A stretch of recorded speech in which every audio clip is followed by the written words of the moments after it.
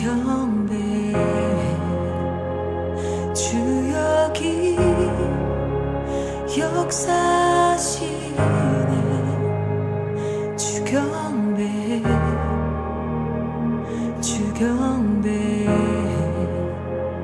주 여기 운행하시네 주 경배 주 경배 주 여기 역사시네 주 경배 주 경배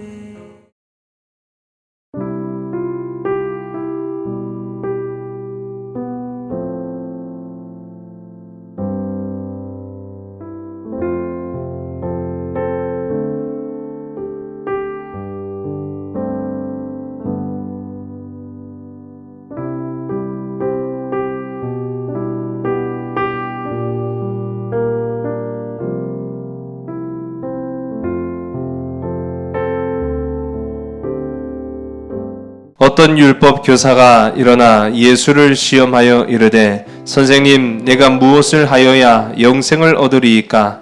예수께서 이르시되 율법에 무엇이라 기록되었으며 내가 어떻게 읽느냐? 대답하여 이르되 내 마음을 다하며 목숨을 다하며 힘을 다하며 뜻을 다하여 주 너의 하나님을 사랑하고 또한 내 이웃을 내 자신과 같이 사랑하라 하셨나이다. 예수께서 이르시되 내 대답이 옳도다. 이를 행하라. 그러면 살리라 하시니 그 사람이 자기를 옳게 보이려고 예수께 여짜오되 그러면 내 이웃이 누구이니까? 예수께서 대답하여 이르시되 어떤 사람이 예루살렘에서 여리고로 내려가다가 강도를 만나매 강도들이 그 옷을 벗기고 때려 거의 죽은 것을 버리고 갔더라. 마침 한 제사장이 그 길로 내려가다가 그를 보고 피하여 지나가고 또 이와 같이 한 레위인도 그곳에 이르러 그를 보고 피하여 지나가되 어떤 사마리아 사람은 여행하는 중 거기 이르러 그를 보고 불쌍히 여겨 가까이 가서 기름과 포도주를 그 상처에 붓고 싸매고 자기 짐승에 태워 주막으로 데리고 가서 돌보아 주니라. 이튿날 그가 주막 주인에게 데나리온 둘을 내어주며 이르되 이 사람을 돌보아 주라. 비용이 더 들면 내가 돌아올 때 갚으리라 하였으니 내 생각에는 이 세 사람 중에 누가 강도 만난 자의 이웃이 되겠느냐? 이르되 자비를 베푼 자니이다. 예수께서 이르시되 가서 너도 이와 같이 하라 하시니라. 아멘. 그곳에 샘이 있다. 샘이 있다라는 것은 생명이 있다라는 것과 똑같은 의미거든요. 제가 한 이야기를 들려드리고 오늘 이 말씀을 접목해서 여러분 한번 생각해 보시기 바랍니다. 도둑이 들면은 기분이 나쁘죠. 그렇죠. 예, 저도 옛날에 제가 어렸을 적에 저희 집에 도둑 몇 번 들어본 적이 있어갖고 알아요. 기분 더럽게 나빠요. 예, 그 도둑이 그 얘기하면은 좀 길어지는데 어쨌든 제가 고등학교 때 한번 도둑 들었고 그 전에도 한번 도둑이 들었어요. 근데 이 도둑이 참 잘 알아요. 목사 집인 거는 기가 막히게 알아가지고 새벽 예배 때까지 기다렸다가 새벽 예배 딱 드리려고 이제 목사님 사모님이 교회 가면은 그때 아주 살금살금 도둑 고양이처럼 들어와갖고 훔쳐가고 그랬어요. 저는 아주 잘 자고 있었기 때문에 도둑이 왔는지 갔는지도 모르고 인사도 못하고 돌려보냈어요.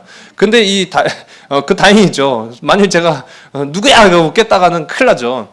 근데 이 한 번은 도둑이 그만 타이밍을 놓쳤나 봐요. 부모님이 들어오시는 타이밍에 도둑질을 하다가 마주친 거죠. 얼마나 놀랐겠어요. 저희 아버지도 놀라고 도둑도 같이 놀라고 그런 상황이 벌어졌는데 이 도둑이 집에 있는 칼을 들고 위협을 한 거예요. 예, 집에 있는 칼을 들고 위협을 하면서 이제 도망을 치는 과정 속에 어떤 영문이었는지 몰라도 그 칼이 아무튼 칼을 버리고 도망갔어요.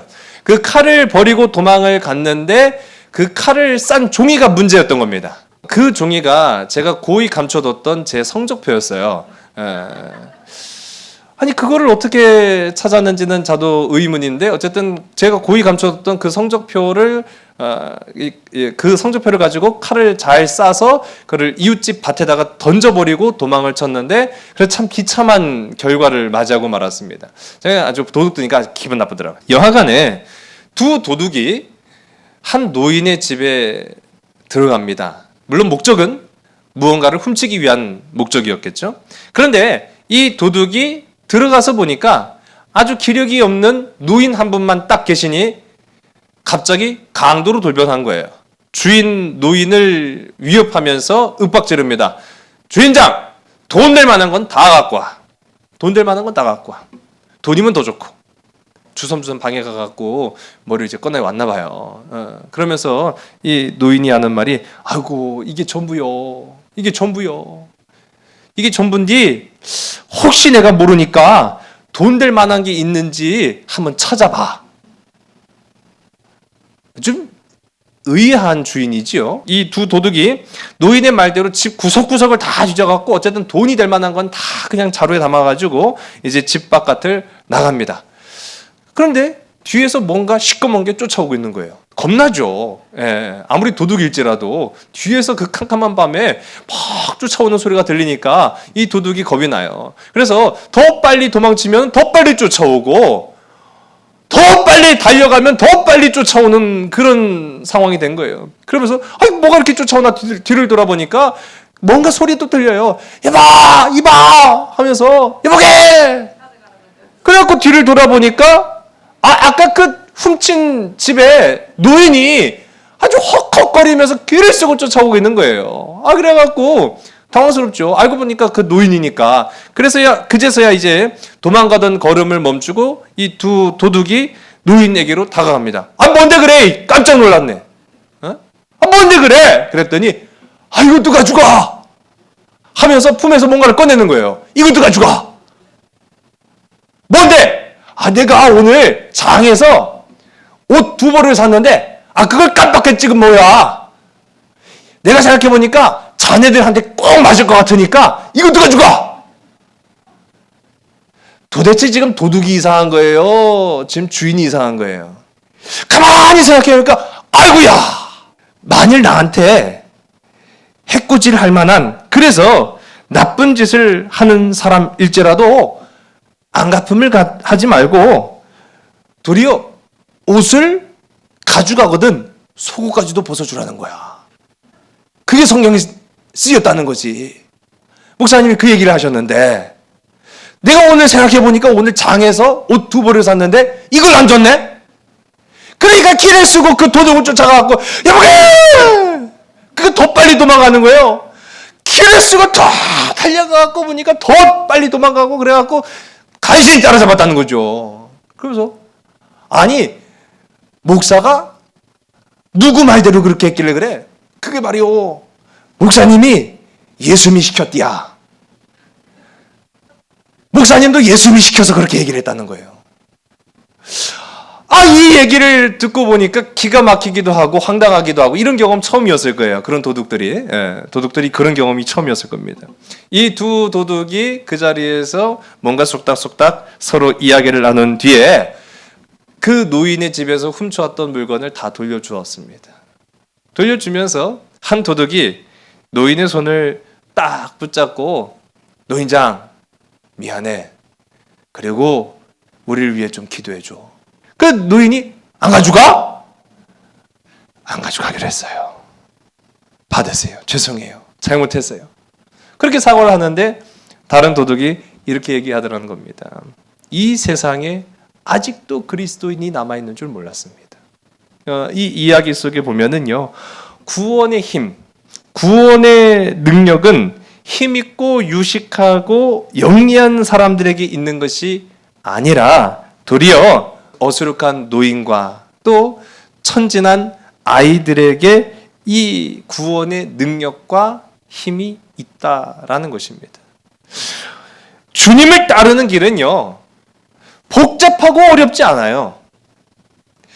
제가 지난번에도 말씀드린 것처럼 칼 바르트라는 아주 유명한 신학자가 이 성경을 해석하는 자신의 그 주석, 어마어마한 역사를 다루는 겁니다. 그 성경을 다루는 주석에 관하여서 딱 한마디로 성경을 정의한다면 이렇게 많은 주석을 다 읽을 필요도 없습니다. 오직 한 가지, 성경은 하나님의 사랑입니다. 하나님의 사랑입니다.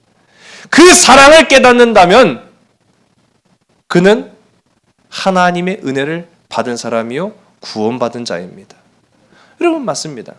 구원은 복잡하지 않고요. 그 구원으로 가는 십자가의 길도 결코 그것이 어려운 것은 아닙니다. 다만 우리가 그 구원의 길을 너무 복잡하게 우리가 받아들이는 거예요. 너무 어렵게 걸어가는 거죠.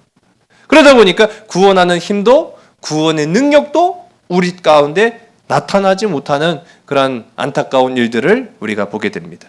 오늘 우리가 살펴볼 것이 이제 화면 속에 보시는 장소인데 화면 속만 이렇게 화면만 딱 보시면은 푸른 풀밭이 이렇게 펼쳐져 있고 비록 앞에는 좀 돌무더기 같은 것이 좀 있을지 몰라도 그렇게 삭막해 보이지 않는데 이 기간이 우기에 찍은 사진이기 때문에 그래요. 우기를 지난 건기가 찾아오면은 아주 풀 한 폭이 없는 황량한 사막, 즉 광야가 됩니다. 오늘 우리가 함께 살펴볼 것이요 광야라는 장소인데 이 와디 켈트라고도 이 현지 지역명으로는 그렇게 불러요. 와디 켈트. 이스라엘의 3분의 1 이상은 광야입니다. 여러분 이스라엘의 3분의 1 이상은 광야이기 때문에 살기 좋은 곳일까요? 살기 힘든 곳일까요? 살기 힘들죠. 제가 15년 전에도 이와 비슷한 조건의 사막 땅을 광야 땅을 한번 걸은 적이 있어요. 그때는 이제 요르단 쪽이었거든요. 이게 와디럼이라는 이 광야를 걸었습니다. 그때는 제가 이제 걸어서 갔죠. 걸어서 갔는데 걸어서 간 것과 차를 타고 간 것은 좀 차이가 좀 있더라고요. 그러니까 지도를 보시면은요. 이쪽 이 헤브론을 중심으로 해서 이렇게 쭉 사해 바다가 있고요. 여기 쭉 가로지르는 우리나라하고 형세가 비슷해요. 동과 서를 나누는 중심에 산맥이 있습니다. 그 산맥을 중심으로 동쪽은 다 광야예요. 다 사막이에요. 그러니까 지난 시간에 한번 살펴봤던 마사다, 마사다를 중심으로 한 이쪽 여리고서부터 이 밑에까지는 다 광야 사막 땅입니다. 아주 황량한 곳이에요. 그런데 이 황량한 곳이 우기에 겨울이죠. 겨울에 비가 오면은 풀이 막 돋아나기 시작하는 거예요. 푸른 풀밭이 돼요. 그리고 우기에 비가 내리면 그 마른 골짜기, 계곡이거든요. 마른 골짜기에 비가 고이면서 물이 흘러가기 시작하는 거예요. 진짜 기가 막히게 푸른 풀밭, 맑은 물가가 시편 23편처럼 쫙 펼쳐지는 곳이 바로 이 광야, 이스라엘 광야. 그게 굉장히 신비한 곳임은 틀림이 없습니다. 우리가 여기를 한번 좀 살펴보려고 하는데 이 광야라는 곳은 고난과 시험의 장소이면서요 동시에 성장과 성숙의 장소이기도 합니다. 이 광야 땅에서 성숙해지는 거예요. 이 광야 땅에서 우리의 믿음이 성장하는 거예요. 그래서 우리도 영적인 광야를 지나쳐야만 해요. 영적인 광야를 지나가야 우리의 믿음도 성숙해지고 우리의 삶도 더욱 성장한 믿음으로 성장을 이루어 나아간다라는 거죠. 이 광야를 제가 가보니까요 중요한 게 있어요. 이 광야에서의 생존 조건은 무조건 딱 뭐가 있어야 될까요? 그렇습니다. 물입니다. 이 광야에서의 가장 필요한 것은 바로 물이에요. 제가 이번에도 광야를 한번 쭉 지나가서 보니까요 이 광야에 군데군데 이런 시설이 있어요. 이게 뭘까요? 물 저장소예요. 우기에 비가 오면 여기에 물을 저장을 해놓고 이걸 가지고 건기 때까지 쭉 사용해요. 앞서도 제가 말씀드린 것처럼 15년 전에 제가 이 와디럼이라는 광야를 걸었어요. 근데 광야를 걷는 거 참 힘듭니다. 건기 때 걸으면요 그야말로 고역이에요. 보이는 것도 굉장히 삭막하고요. 또 물을 들고 다니는 것도 일이 되고요. 물을 마셔도 갈증이 계속 생기고요. 그 장렬하는 태양 아래 계속 걸어가야 한다라는 그 자체가 여행자에게는 힘든 순간이 되는 거죠. 그런데 제가 그때 15년 전이면 이제 그래도 좀 젊을 때였으니까요. 그때 이제 걸어가는데 막 그때는 청년들하고 같이 갔으니까요. 막 재밌어요. 처음에는 1시간 정도 걸을 때는 떠드느라고 정신이 없는 거예요. 막 서로 막 속닥속닥 떠들고 막 재밌게 웃고 떠들고 하는데 생각해보세요. 그게 1시간만 걸릴 거리가 아니거든요. 1시간만 걸릴 거리가 아니라 한 3시간 이상 걸어가요. 이제 걸어가는데 1시간은 그렇게 신나게 떠들었는데 2시간쯤 되면은 자, 어떻게 될까요? 차츰차츰 조용해져요. 얘기할 거리도 없을 뿐만 아니라 힘들어서 더 이상 말할 기운이 없어요. 터덜 걸어가기 시작하고 이 행렬을 따라서 가야 되다 보니까 이 보통 힘든 일이 아닙니다. 그러니까 말수가 적어지고 이제 나중에는 침묵하면서 걷게 돼요. 근데 저는 그게 참 좋았어요. 침묵하면서 걷는 그 시간, 침묵하면서 걷는 그 순간에 제가 집중하게 되더라고요. 이 광야를 걸어갔을 수없이 많은 순례자들, 이 광야를 걸었던 예수님의 제자들, 이 광야를 걸으셨을 예수님의 마음이 내 안에 들어오면서 그 침묵하는 가운데 생각하고 집중하게 되는 거예요. 하나님과의 교제를 사모하게 되는 순간이 되더라고요. 그러니까 묵묵히 2시간, 3시간을 말없이 걸어가면서 말씀이 내 안에 막 들어오기 시작하는 거예요. 오로지 내가 지금 느끼고 있는 것은 내 호흡과 발소리밖에 들리지 않는 거예요. 그 가운데 주님이 나와 함께 하신다라는 생각이 들어가니까 그 황량한 광야, 그 황량한 사막 땅이 아름답게 비춰지는 거예요. 놀랍지 않습니까? 좋은 광경을 보여줘도, 아름다운 광경을 보여줘도 부족할 판에 그 삭막한 광야를 걸으면서도 감사가 되는 거예요. 감사가 되는 거예요. 광야를 지났던 성경 속에 많은 사람들이 이렇게 하나님과 교제했겠구나 라는 생각을 가졌어요. 그런데 이번에 성지순례는 이제 산을 막 올라가고 막 거칠은 이 땅을, 긴 땅을 뭐 걸어서는 3-4시간으로는 해결할 수가 없는 거리를 가다 보니까 차를 이동을 했어요. 예, 죽을 맛입니다. 덜컹덜컹 하는데 그 안에 타고 있는 사람은 머리가 계속 천장에 부딪히는 거예요. 저 같은 사람은 천장에 얼마나 부딪혔는지, 모자를 쓰고 한데도 얼마나 막 부딪히는지. 근데 그럴 수밖에 없는 거예요. 그러니 아까 제가 말씀 15년 전에는 그 광야를 걸어가면서 침묵이 쫙 이어지는 거예요.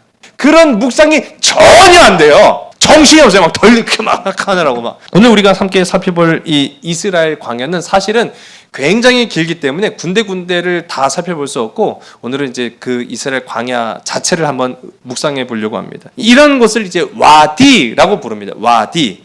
근데 와디라고 부르는 말은요, 이 현지어로 마른 시냇가를 말하는 거예요. 마른 골짜기, 마른 계곡. 물이 없는 거예요.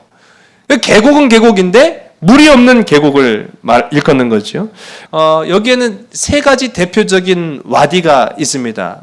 엔 프랏, 엔 켈트, 엔 마부아. 근데 여기에서 이 엔 켈트, 엔 마부아, 엔 프랏 하는 곳은요, 사막인데 샘이 솟는 곳이 3곳이 있어요. 신기하죠. 어떻게 보면은 말라 비틀어질 수도 있는 곳에 이 물이 샘솟는다는 것도 참 신기한 일이고, 그 황량한 광야 땅에 비가 내리면은 풀이 자라고 꽃이 피고 물이 흘러간다라는 것 자체도 우리가 상상하기는 좀 어려운 부분들이거든요. 이런 곳이 이제 이스라엘에 쫙 펼쳐지면서 이스라엘 사람들 그런 거를 계절을 통해서, 환경을 통해서도 하나님의 역사하심을 체험하는 거예요. 우리의 삶이 황량한 광야 같고 메마른 이 골짜기 같아도 하나님의 은혜의 단비가 훑고 지나가면 꽃이 피는 거예요. 놀랍지 않습니까? 해결하지 못할 문제도 하나님의 은혜의 역사의 손길이 지나가면은 거기에 샘이 넘쳐 흐르는 거예요. 기적이죠. 이걸 우리가 진짜 경험해 보지 않고 직접 가서 보지 않고는 말로만 들으면 광야인데 하루만 지나고 나면 꽃이 피어. 거짓말 같거든요. 그런데 진짜 거기는 밤 사이에 물이 촉촉하게 비가 착 내리고 나서 그 다음 날 보면은 풀이 막 자라기 시작하는 거예요. 그런 것들을 경험하는 이스라엘 사람들이 하나님의 은혜는 우리의 삶 속에 이렇게 역사하실 거야 라는 것을 체험적으로 깨달을 수 있는 곳, 그곳이 바로 광야라는 곳이었다라는 겁니다. 우리 사무엘상 23장 14절의 말씀이에요. 우리 사무엘상 23장 14절 우리 화면을 보시고 함께 읽습니다. 시작. 다윗이 광야의 요새에도 있었고 또 십광야 산골에도 머물렀으므로 사울이 매일 찾되 하나님이 그를 그의 손에 넘기지 아니하시니라. 아멘. 지금 이 말씀 사무엘상 말씀을 보게 되면은 다윗이 사울에게 쫓겨다닐 때 그 십수년의 세월을 광야도 숨어 들어가고 뭐 여러 가지 뭐 지하 땅굴도 숨어 들어가는 그런 성경들의 말씀들을 보게 되는데 오늘 본문의 말씀을 보니까 광야에 요새도 있었다. 이 광야에도 군사적 요충지가 있었겠죠. 거기에서도 숨어 있다가 또 다른 광야로 도망갔는데 거기가 이제 광야라고 불려지는 곳이 10이라는 말은요 히브리어로 지프라는 말입니다. 지프라는 말은요 녹아내리다. 그러니까 얼마나 그 광야가 뜨겁고 탔으면은 그냥 녹아내리는 거예요. 모든 것이 녹아내릴 정도로 뜨겁고 더운. 그래서 사람이 발붙일 곳이 못 되는 그런 장소에 누가 숨었다는 거예요? 아니 다윗이 숨었죠. 이 광야 한복판에 홀로 외로이 숨었을. 물론 그를 따르는 사람들이 분명히 있었지만은요. 어쨌든 간에 외로웠겠죠. 외로웠죠. 이 외로움을 달랠 길 없을 때 그 광야에서 자기를 만나 주시고 자기에게 생명을 허락하신 하나님을 만나지 않았을까라는 생각을 해보게 돼요. 방금 읽은 이 본문 가운데도 보면은 사울이 이따금씩 찾았습니까? 매일 찾았단 말이에요. 그게 사람 피를 말리는 거예요. 매일 찾는 거예요. 그냥 이잡듯이 뒤지고 있는데 그런 두려움과 염려와 걱정 가운데에도 하나님이 다윗을 사울의 손에 넘기지 아니하셨다라고 말하고 있어요. 아니 이스라엘 땅을 한번 보세요. 이스라엘 땅이 넓지 않습니다. 크지 않습니다. 그런데 그냥 뭐 코딱지만한 땅에 숨으려고 해봐야 어디 숨을겠어요. 근데 그 숨었던 다윗을 못 찾는 거예요. 그 코딱지만한 땅에서 왕이 그 한 사람을 지명수배를 딱 때렸는데 찾을 수가 없는 거죠. 왜 그랬을까요? 하나님이 감추셨기 때문에. 여러분, 저도 그런 기도를 하나님, 위협이 있다면 하나님의 손으로 감춰주세요. 그리고 도움이 있다면 하나님의 손으로 우리의 삶에 그 막혔던 장애물을 하나님이 열어주세요. 열고 닫으시는 하나님의 손에 붙잡힌 바 되는 복된 저와 여러분의 삶이 되기를 주의를 간절히 소원합니다. 다윗은 그랬기 때문에 광야 땅에서 자신의 그 마른 심령을 촉촉히 채워주시고 담비로 자신을 위로해 주시는 생명샘물이 되시는 하나님을 만난 거죠. 얼마나 귀한 장소입니까? 정말 고난의 시간이었지만 정말 복된 만남이 그 광야 땅에서 이루어지고 있다는 것을 보는 거예요. 그러다가 잘 중요한 거예요. 은혜를 받는 것만 중요한 것이 아님을 우리가 봐야 됩니다. 우리 이후에 사무엘상 24장 1절서부터 22절까지 말씀 보면 그 숨어있던 다윗을 마침내 코앞까지 사울이 찾으러 왔어요. 이전 시간에도 제가 잠깐 말씀드렸지만은 코앞까지 찾으러 왔는데 보지 못한 거예요. 찾지 못한 거예요. 그걸 이제 다윗은 쫙 지켜보고 있는 거죠. 그의 무리들과 함께 쫙 지켜보고 있어요. 그런 가운데 이 사막 한가운데서 못 찾으니까 그만이죠. 그런데 돌아가는 것이 아니라 사울이 급한 볼일을 보기 위해 동굴로 들어갔다. 전에 한번 제가 말씀드렸죠. 동굴로 들어가는 사이에 기회가 찾아왔죠. 이 사울을 없애버릴 수 있는 절호의 기회. 그리고 그 밑에 있는 다윗의 신하들이 부축입니다. 아이고 지금입니다. 하나님이 주신 때가 지금이 아니고서야 언제겠습니까? 막 하니까 긴가 민가 사람이 그럴 수 있어요. 사실은 이게 하나님의 뜻인지 사람의 뜻인지 분간이 안 될 때가 있어요. 근데 참 다윗이 지혜롭다는 사실 기억하시기 바랍니다. 사람은요 언제든지 내 입맛에 맞는 것을 내 뜻이라고도 보지만 그걸 하늘의 뜻이라고 판단할 수도 있어요. 그래서 우리가 착각하는 거예요. 그래서 우리가 잘못된 길로 갈 수도 있는 거예요. 다윗도 그럴 뻔했어요. 주변에서 막 부추기죠. 가만히 생각해 보니까 진짜 그런 것도 같죠. 그런데 다윗이 중심을 딱 잡았어요. 오늘도 우리에게 중심 잡는, 그래서 새 기준과 질서가 되시는 하나님이 내 안에 항상 동행할 수 있는 우리 그리스도인들이 되기를 주의를 간절히 소원합니다. 말씀이 중심을 잡잖아요. 그러면 흔들릴 필요가 없어요. 다윗은 그것을 알았어요. 하나님이 기름 부으신 자를 내가 없앤다? No. 그럴 수 없어. 그래서 살며시 다가가서 어떻게 하죠? 그의 옷자락만 싹 베는 그런 일들. 그게 바로 이 광야, 이 십광야라고 불렸던 바로 이 장소에서 이루어집니다.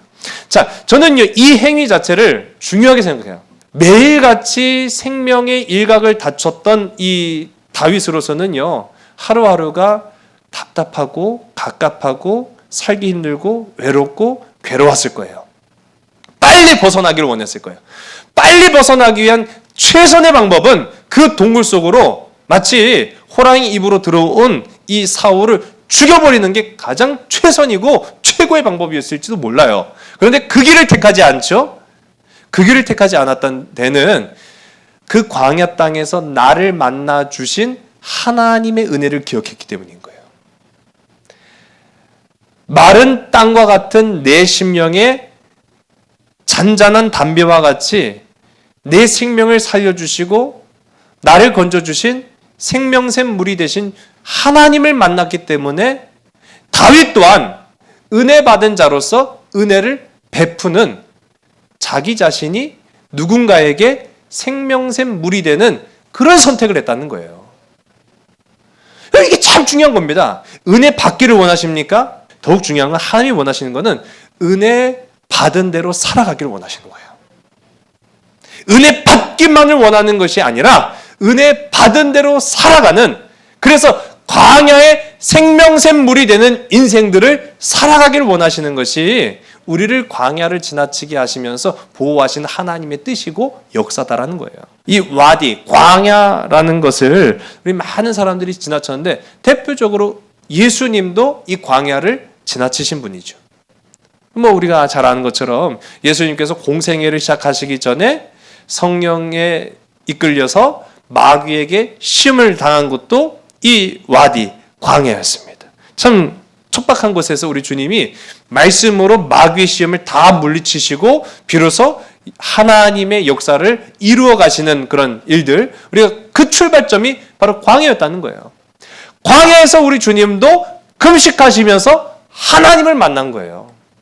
시험도 이겼지만 이게 중요한 겁니다. 왜냐면요, 시험만 이기면 된다라고 생각하지 우리가 극기 훈련이 아니에요. 이 신앙생활은 극기 훈련 아니에요. 어려움만 극복했다고 해서 끝! 그게 아니에요. 앞서도 말씀드린 것처럼 은혜를 받았다? 끝! 아니에요. 은혜 받은 대로 살아가는 게 중요한 것이고요. 마귀의 시험을 물리치는 것도 중요하지만 하나님을 만나는 것도 중요했다는 거예요. 그게 광야죠. 예수님도 이 광야를 많이 지나치셨는데 그럴 수밖에 없는 이유가 그 동편에 있는 마을을 가기 위해서는 필수적으로 지나칠 수밖에 없는 것이 바로 이 광야예요. 대표적으로 우리 성경 속에 나오는 예루살렘에서 여리고까지 가기 위해서는 반드시 이 와디, 광야를 지나가야 됩니다. 근데 그 거리가 대략 한 20km 정도라고 합니다. 그 4시간 정도를 걸어갔는데 이 20km 정도를 한 4시간 정도 걸어가면서도 그 가운데 사람들은요, 광야를 경험하는 거예요. 우리 주님도 그 거리를 다니셨다는 거죠. 또 위에 그 사마리아가 있어요. 사마리아에서도 여리고를 가기 위해서는 광야를 가야 돼요. 오늘 우리가 함께 읽은 본문 말씀이죠. 우리 30절의 말씀, 누가복음 10장 30절의 말씀을 우리 함께 읽습니다. 시작. 예수께서 대답하여 이르시되 어떤 사람이 예루살렘에서 여리고로 내려가다가 강도를 만나매 강도들이 그 옷을 벗기고 때려 거의 죽은 것을 버리고 갔더라. 아멘. 우리가 잘 아는 선한 사마리아인 이야기, 이 이야기의 배경이 어디냐? 바로 이 광야 땅이에요. 그 광야에서 강도 만난 자의 이야기를 예수님께서 한 율법 학자에게 들려주시는 그런 이야기가 오늘 본문의 말씀이잖아요. 그 장소가 바로 이 와디라는 곳인데 보게 되면 이 이야기의 줄거리는 우리가 잘 알고 있습니다. 근데 오늘 말씀 배경을 잘 생각해 보면은요, 이 말씀이 보다 더 우리에게 영적으로 와닿을 수 있어요. 이 이야기에서는 와디, 이 광야 땅을 지나가던 사람이 강도를 만났는데 그를 거진다 죽도록 패갖고 죽은 시체처럼 널브러뜨리고 갔어요. 의식을 잃고 그냥 지쳐 있는 이 사람을 도와줄 사람이 별로 없었어요. 광야, 막 너른 평야와 같은 이 광야 땅에 사람이 뭐 얼마나 많이 지나가겠습니까? 많이 지나갈 일도 없죠. 하루에 2-3명 지나가면 잘 지나가는데 그날 이 강도 맞는 사람을 지나친 사람이 딱 3명 있었다라고 예수님 말씀하신 거예요. 그러니까 하루 종일 사람을 만날 수 있어봐야 딱 3명 정도 마주칠 수 있는 것이 광야 땅인 거죠. 3명도 대단한 거 아니겠습니까? 그런데 그 3사람이 이제 예수님 만난 게 아니죠. 이 3사람이 강도 맞는 사람을 만났을 때 반응이 달랐다라는 걸 우리가 예수님의 말씀을 통해서 보게 되는 거예요. 자, 보세요. 거진 다 죽어가는 사람을 타는 듯한 장렬하는 태양 아래 아무것도 없는 허허벌방과 같은 이 광야에다가 딱 놓으면은 죽겠어요? 살겠어요? 죽죠! 그냥 내버려두면 죽습니다. 이게 참 중요한 거예요. 그냥 내버려두면 사는 게 아니라 그냥 내버려두면 죽을 수밖에 없는 거예요. 그렇다고 한다면 이 사람을 목격했어요. 이 사람을 목격하고 지나쳤다는 것은 그 사람을 내버려둬서 죽게 만들었다는 거예요. 죽게 만들었다는 거예요. 목격하는 것만으로도 목격했지만 후속 조치를 하지 않았다라는 것만으로도 살인에 동참하는 것과 다를 바가 없는 결과를 낳는 것이 바로 이 와디 광야였다라는 겁니다. 그리고 오늘 본문 말씀이죠. 우리 31절과 32절의 말씀 우리 화면 함께 보시고 있습니다. 시작. 마침 한 제사장이 그 길로 내려가다가 그를 보고 피하여 지나가고 또 이와 같이 한 레위인도 그곳에 이르러 그를 보고 피하여 지나가되. 아멘. 이 사람을 그냥 내버려 두잖아요. 낮에는 타 죽을 거예요. 밤이 되면은 맹수한테 뜯어먹혀 죽을 거예요. 그러니까 내버려 두면 죽게 돼요. 그러니까 누구든 지나가는 사람이 이 사람을 발견하면 무조건 그를 살리지 않고서는 죽게 되어 있어요. 그런데 첫 번째 기회입니다. 제사장이 지나갔어요. 제사장이 지나갔는데 그를 보고 어떻게 했다고요? 피하여 지나갔다. 피하여 지나갔다. 두 번째 기회가 찾아옵니다. 두 번째 기회는 레위인이 지나갑니다. 근데 그 레위인도 어떻게 행동했습니까? 피하여 지나가되. 못 봐서 그랬을까요? 봤죠. 봤죠. 명백하게 봤다고 말하고 있어요. 보았지만 피하여 지나가되 라고 말하고 있어요. 자, 여기에서 피하여 지나가되 라는 이 말이요. 헬라어로 한 단어입니다. 좀 긴데요. 안티파레르 코마이. 우리 한번 따라해볼게요. 안티파레르 코마이. 안티파레르 코마이라는 말이 피하여 지나갔다라는 말이에요. 근데 이 안티파레르 코마이라는 말이 재미있어요. 직역하자면 반대길로 갔다라는 거예요. 반대 방향으로 갔다는 거죠. 어떻게 해요? 일부러. 그 사람을 보고 어머야! 깜짝이야! 죽은 거냐? 피를 흘리잖아. 시체 아니야? 숨을 쉬나? 근데 그걸 확인할 방법이었어요. 왜? 레위인과 제사장은 율법주의자예요. 율법에 의해서는 시신을 만져선 안 돼요. 시신을 만지면 부정해집니다. 시신을 만져서 부정해지면은 즉 예배에 참석할 수 없어요. 제사를 드릴 수 없단 말이에요. 그러니까 죽었는지 살았는지를 확인할 필요가 있을까요? 없을까요? 죽었는지 살았는지 확인할 필요가 있을까요? 없을까요? 그렇죠. 확인할 필요가 없는 거예요. 무조건 죽은 놈 취급해야지. 넌 무조건 죽었어. 숨 쉬려고도 하지 마. 괜히 나 불편하니까. 그런 거예요. 괜히 숨 쉬는 거잖아. 이거 어떻게 하지? 피를 만질 수도 없고. 피를 만지는 것도 부정한 거예요. 이 레위인과 제사장의 입장에서는 얘는 무조건 죽은 놈이 돼야 돼. 반대 방향으로 간 거예요. 하나님을 가장 잘 안다는, 그래서 스스로 자칭 하나님과 가장 가까운 사람이었던 이 제사장과 레위인들, 이 율법주의자들이 도리어 하나님의 뜻과는 정반대 방향으로 지금 가고 있는 것이 이 와디, 광야에서 만난 강도 만난 사람 사건이에요. 어떤 위기를 만났을 때, 누군가 어떤 위협을 당하였을 때 우리도 그 위기의 순간임을 감지해요. 그래서 어떻게 판단할까? 근데 그 상황을 어떻게 판단해야 될까라는 생각이 들 때 본능적으로 그리스도인으로 작용을 하는지 아니면 내가 세상의 사람으로 합리적인 반응을 보일지는 그 안에 중심이 되시는 말씀이 있느냐 없느냐를 통해서 알 수 있어요. 분명한 겁니다. 그런데 지금 이 레위인과 율법주의자들, 이 레위인과 제사장은요, 그 죽은 것만 같은 사람을 만나자마자 그 안에 본능적으로 하나님의 마음이 작동한 게 아니라 하나님의 마음과는 정반대의 방향으로 걸어간 거예요.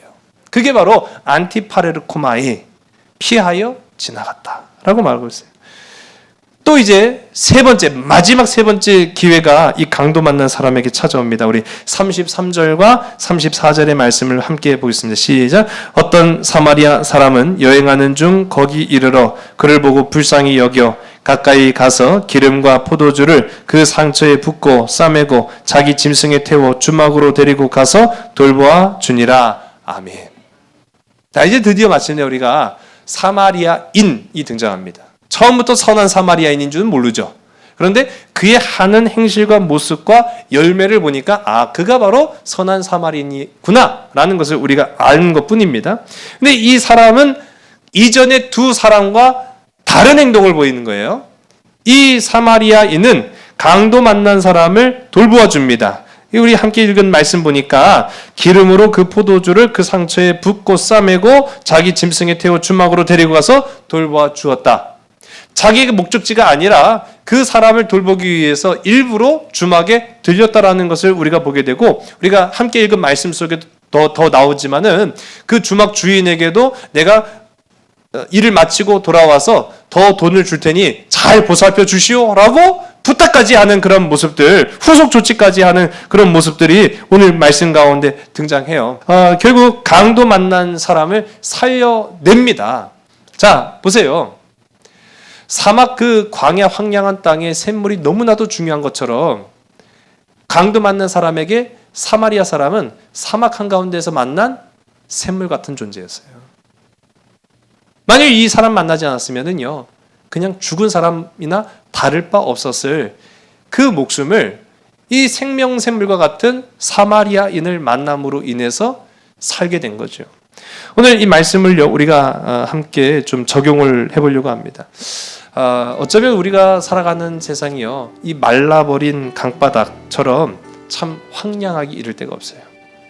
언제 그 말라버린 강이 물로 채워질지는 아무도 모르는 인생길을 우리가 걷는 거죠. 그러다 보니까 참 모두가 다 목마른 시대입니다. 극도로 예민한 시대에 우리가 이제 살죠. 남을 배려하기보다는 나만 챙기려고 합니다.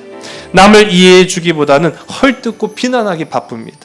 그런데 그 마른 땅에 담비와 같은 사람, 그 마른 땅에 생명샘물과 같은 사람, 그 사람이 진짜 내 이웃이다라는 것을 예수님의 말씀을 통해서 깨닫는 거죠. 그것이 하나님의 말씀의 방향이다 라고 주님이 알려주신 거예요. 복잡하지 않다는 거예요. 어렵지 않다는 거예요. 우리는 그런데 그걸 알면서도 어떻게 합니까? 제사장과 레위인처럼 반대 방향으로 가는 거예요. 반대 방향으로. 우리 오늘 본문 말씀이죠. 36절과 37절. 내 생각에는 이 세 사람 중에 누가 강도 만난 자의 이웃이 되겠느냐? 이르되 자비를 베푼 자니이다. 예수께서 이르시되 가서 너도 이와 같이 하라 하시니라. 아멘. 가서 너도 이와 같이 해라. 가서 너도 이와 같이 샘이 되어라. 샘을 찾는데 내 인생을 다 쏟아붓지 말고 너 자신이 목마른 자들의 샘이 되어줘라. 갈급한 자들의 샘이 되어줘라. 길을 잃은 자들의 샘이 되어줘라. 선한 사마리아인처럼 너도 그렇게 행해라. 살기 힘든 세상이라고, 그래서 팍팍한 세상이라고 어떻게 보면은 우리가 세상을 비관적으로 바라볼 수 있습니다. 그런데 주님은요, 오히려 그 살기 힘든 광야와 같은 세상을 살맛 나는 세상으로 바꾸라고 우리를 그 광야 땅에 보내신 거예요. 그게 오늘 우리가 광야와 같은 세상을 살아갈 이유다라는 사실이죠.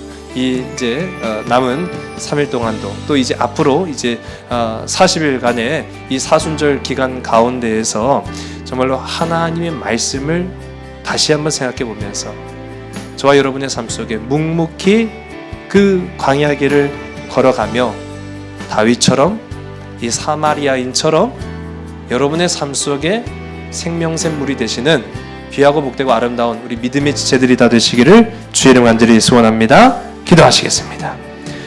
아버지 하나님, 살기 힘든 세상, 삭막하고 목마른 세상에 생명샘물로 오신 예수님의 그 말씀, 그 은혜, 그 신비의 길, 오늘 우리도 걸어가기를 원합니다. 이 재해 수요를 통하여서 이제 앞으로 부활절까지 사순절의 그 기간 가운데에 주님의 사랑으로 세상에 갈급한 많은 심령들을 말씀의 담비로 촉촉히 적시는 하나님의 복되고 아름다운 자녀들이 다 되게 인도하여 주시옵소서.